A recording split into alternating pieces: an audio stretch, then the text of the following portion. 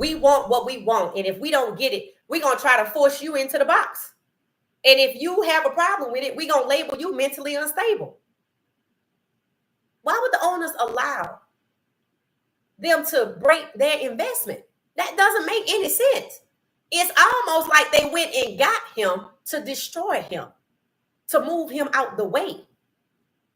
Because 2011 is too late to get rid of Jeff Fisher. And if it was 2010, the very next year, they got rid of Vince Young. So it's disappointing. Yes, he was young. Yes, he was immature. But one thing I realized, it's funny how he had stability at UT and he had stability at UT after his career. But all of the turmoil came right there from the Titans. And by the time he went to Philly and any other team, he was already tainted. And they cut him every preseason, which to me, they tried to make him look like he was the problem. When the owner didn't protect him from I guess you could say, a mentally outdated coach. There is no way you're not going to tell me that with Vince Young being as bright of a star as he was, that what they did to him, trying to take him off of his pedestal as a dual threat quarterback and force him into a box as a pure pocket passer that they didn't want. Hint, hint. That the owner couldn't step in and say, hell no, you're not about to ruin my investment. Just like the NFL could have stepped in about Shedeur. But the NFL is the one that sent out Shedeur Sanders' phone number to 2,000 people.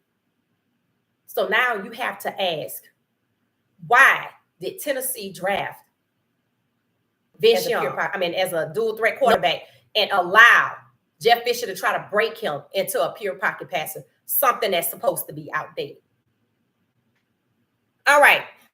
So Vince Young said, no, he was immature. He made mistakes. But I said, there's no way his relationship, and I didn't even know it went back till he was 16.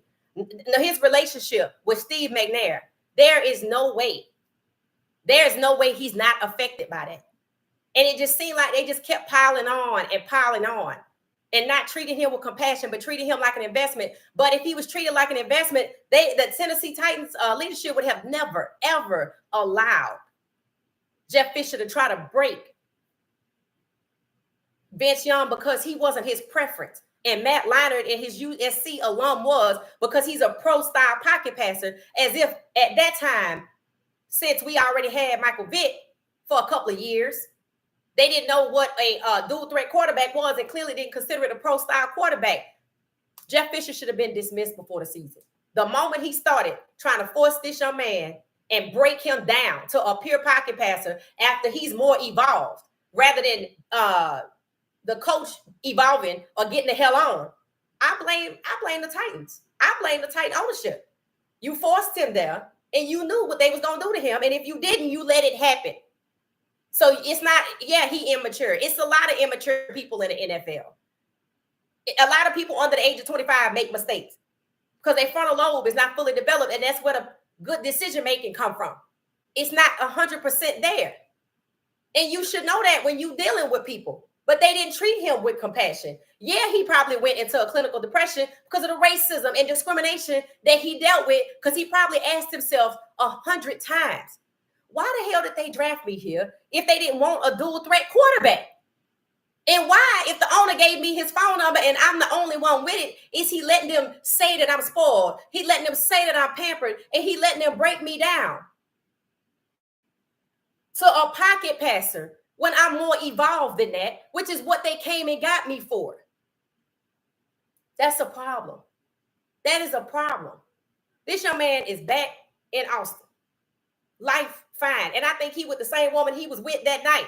And that tells you a lot about him. After the Rose Bowl, if they asked what he was going to do, he went hang out with his lady, the one he might be still married to. And I saw him what looked like a son.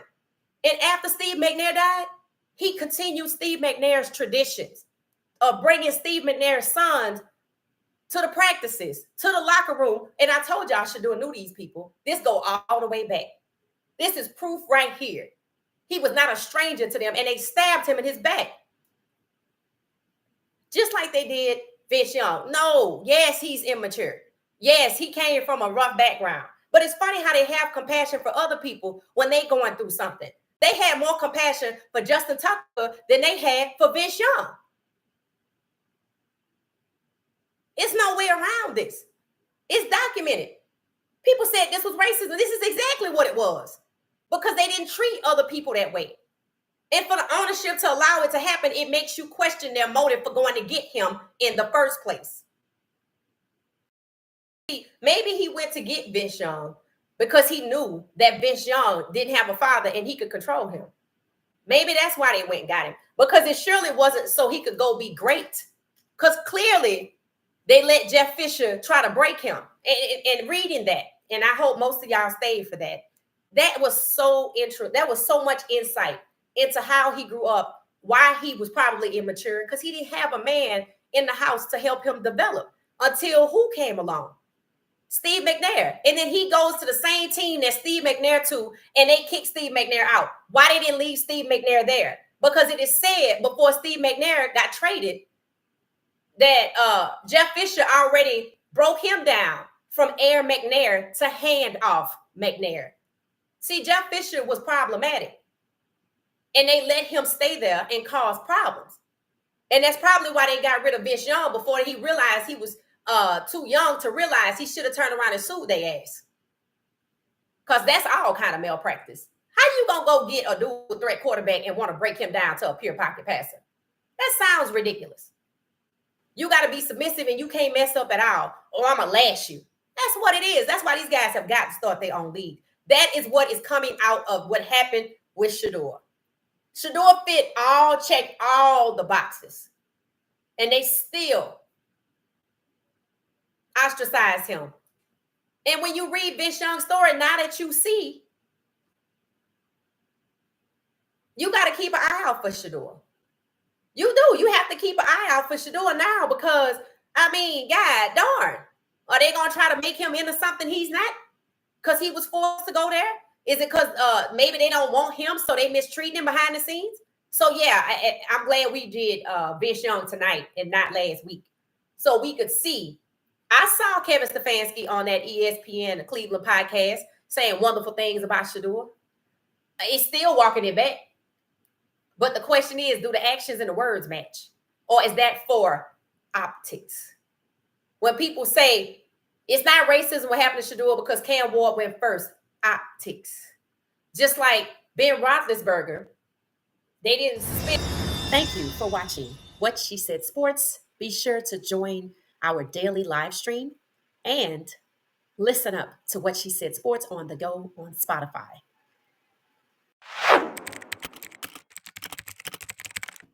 Thank you for watching What She Said Sports. Stay for another video.